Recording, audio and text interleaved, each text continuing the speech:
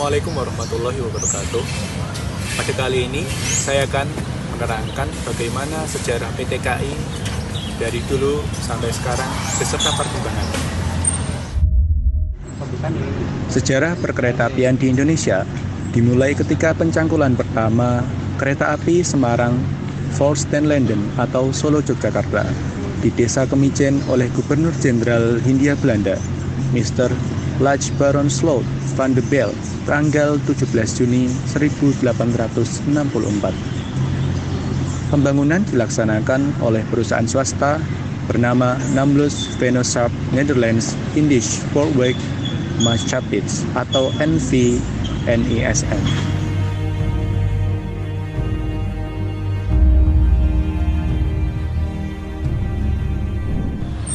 Selain di Jawa, pembangunan jalur kereta api dilaksanakan di Aceh, Sumatera Barat, Sumatera Selatan, Sumatera Utara, dan Sulawesi.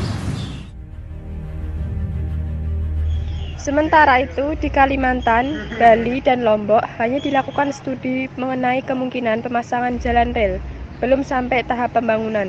Sampai akhir tahun 1928, panjang jalan kereta api dan tram di Indonesia mencapai 7.464 km dengan perincian rel milik pemerintah sepanjang 4.089 km dan swasta sepanjang 3.375 km.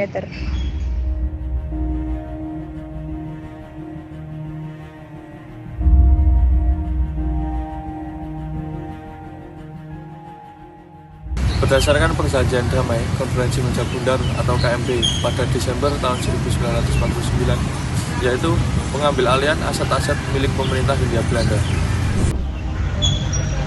Pengalihan dalam bentuk penggabungan antara DKRI dan SS atau PS, Jawatan Kereta Api atau DKA pada tahun 1950. Pada tanggal 25 Mei, DKA berganti menjadi Perusahaan Negara Kereta Api atau PNKA.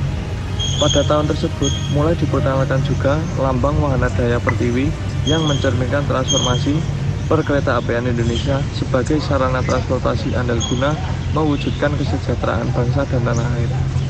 Selanjutnya, pemerintah mengubah struktur PNKA menjadi Perusahaan Jawatan Kereta Api atau PJKA pada tahun 1971.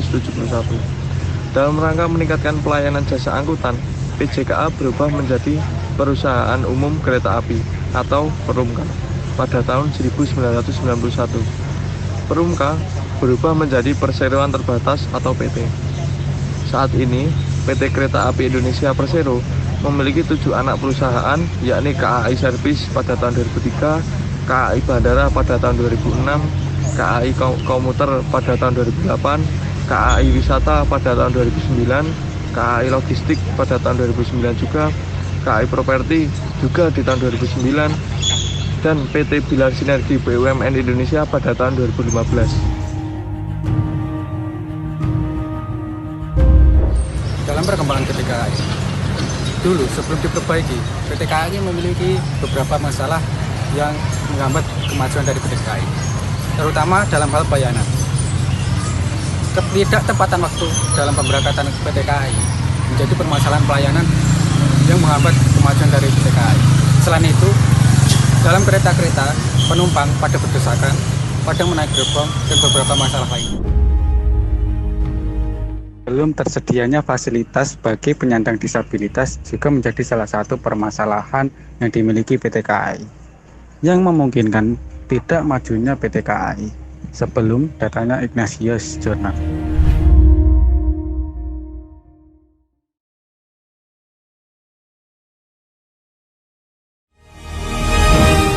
Nama Ignatius Jonan lekat dengan perkeretaapian di Indonesia.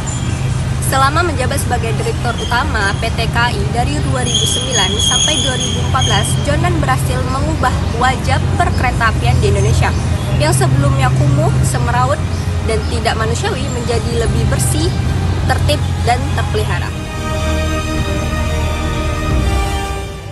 Hal yang cukup mengejutkan dari prestasinya adalah Jonan ternyata sama sekali tidak memiliki latar belakang transportasi. Sebelumnya, ia merupakan direktur di bank swasta dan juga pernah menjabat sebagai pimpinan di BUMN yang bergerak di sektor jasa keuangan. Kepiawaiannya dalam manajemen di sektor keuangan menarik minat Menteri BUMN 2019 Sofyan Djalil menggunakan jasa Jonan untuk mengubah layanan transportasi kereta api di Indonesia.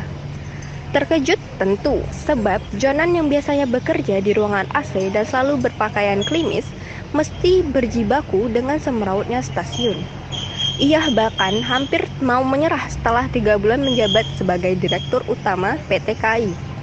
Namun, dukungan dan motivasi Sofyan Djalil membuat Jonan percaya diri dan melanjutkan karyanya. Selepas menjabat sebagai Direktur Utama PT KAI, Presiden Joko Widodo yang memenangkan Pilpres 2014 menunjuk Jonan sebagai Menteri Perhubungan. Meski demikian, beberapa kalangan menyebut prestasinya sebagai Menteri Perhubungan tidak secemerlang ketika Jonan menjadi Komando Perubahan Layanan Kereta Api Indonesia. Jonan dianggap belum memenuhi harapan akan pembenahan transportasi laut, udara, dan darat selain kereta api. Kemudian pada 2016, Jonan di-reshuffle. Posisinya digantikan oleh Budi Karya Sumadi, dan Presiden Jokowi memindahkan Jonan ke posisi Menteri Energi dan Sumber Daya Mineral atau ESDM, sehingga berakhirnya periode pertama 2019. Pada pemerintahan periode kedua, Presiden Jokowi tidak lagi menggunakan jasa Jonan.